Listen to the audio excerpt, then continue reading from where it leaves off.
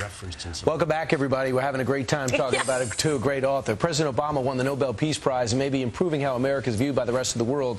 But what about here at home? The CIA is still being probed for interrogation tactics used during the Bush administration. Is this ongoing investigation hurting our intelligence agencies and our country? With us now is the author of the brand new political thriller, Pursuit of Honor, Vince Flynn. Good morning to you. Great to be on the show. So this is a thriller.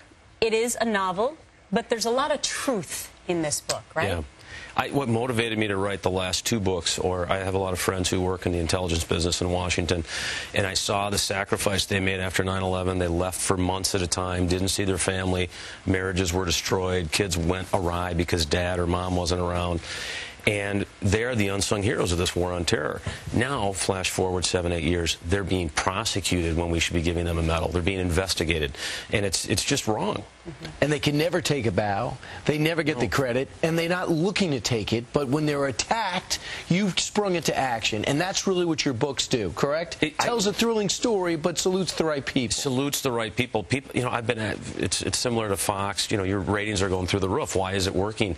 People have asked me, why are your books working in the last 10 years when the book business is flat or trending down?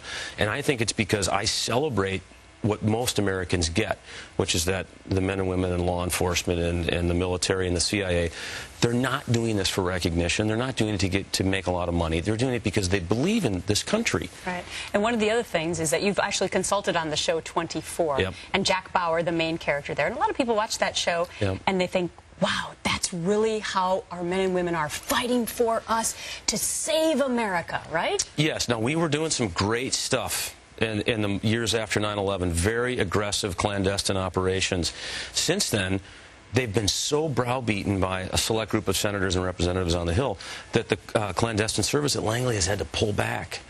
We've done a reset. We're dangerously right back to where we were before 9/11, where now the FBI is running all interrogations. And, you know, this isn't about fighting fair. That's where people get confused on this.